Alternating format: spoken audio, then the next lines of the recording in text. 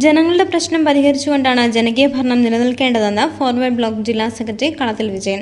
രാജ്യത്തെ ഭരണം സാധാരണ ജനങ്ങൾക്ക് വേണ്ടിയായിരുന്നില്ല, മറിച്ച് വൻകിട കോർപ്പറേറ്റുകൾക്ക് വേണ്ടിയായിരുന്നുവെന്നാണ് കഴിഞ്ഞകാല സംഭവങ്ങൾ സൂചിപ്പിക്കുന്നതെന്നും കളത്തിൽ വിജയൻ പറഞ്ഞു. വൻകിട ആഗോള ഭീമന്മാരായ കോർപ്പറേറ്റുകൾ ഇന്ത്യയുടെ സമ്പത്ത് മുഴുവൻ കൈക്കലാക്കുമ്പോൾ അതിനെതിരായിട്ടുള്ള സംഘടിത പോരാട്ടങ്ങളുടെ മുൻനിരയിൽ നേതാജിയുടെ party forward block എന്നുമുണ്ടായിരുന്നു, ഇന്നുമുണ്ട്.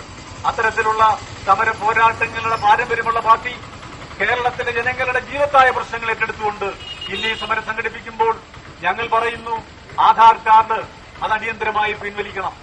Aadhaar card ഇത് ജനങ്ങൾക്ക് വേണ്ടിയുള്ള കാർഡല്ല, ഇത് റിലയൻസ് പോലുള്ള അംബാനി ഗ്രൂപ്പ് പോലുള്ളവർക്ക് വേണ്ടി കോടാനുകോടി പൊതുമുതൽ തോർത്തടിക്കുന്നതിന് വേണ്ടിയിട്ടുള്ള ഒരു കള്ളക്കാർഡാണ്. ആ കള്ളക്കാർഡ് തിരിച്ചറിയുവാൻ ജനങ്ങൾ തയ്യാറാവണം.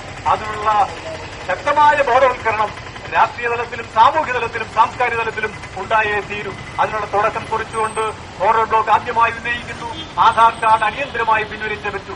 ഇവിടെ എന്തിനാണ് ആധാർ കാർഡ്? ഇവിടെ ബാങ്കിലും ATMന്റെ മുമ്പിലും ജനങ്ങൾ, പാവപ്പെട്ട സാധാരണക്കാർ ക്യൂ നിൽക്കണമെന്നാണ് ഇന്ന് സർക്കാർ പറയുന്നത്. ഗവൺമെന്റ് ആനുകൂല്യം കിട്ടണമെങ്കിൽ ഇവരുടെ കോർപ്പറേറ്റുകളുടെ ദാസന്മാരായി അവർ നിശ്ചയിക്കുന്ന, അവർ ചൂണ്ടിക്കാണിക്കുന്ന ബാങ്കുകളുടെ മുൻപിലോ ATMന്റെ മുൻപിലോ ക്യൂ നിൽക്കേണ്ട ഗതികേട് ഇവിടുത്തെ സാധാരണക്കാരനുണ്ട്.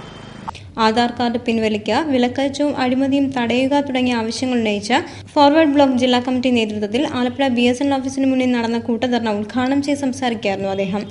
ATMന്റെ മുന്നിൽ ക്യൂ നിന്നാലേ സർക്കാർ ആനുകൂല്യം കിട്ടുകയുള്ളൂ എന്ന സ്ഥിതിവിശേഷം ജനാധിപത്യത്തിന് അപകടകരമാണെന്നും അദ്ദേഹം കൂട്ടിച്ചേർത്തു.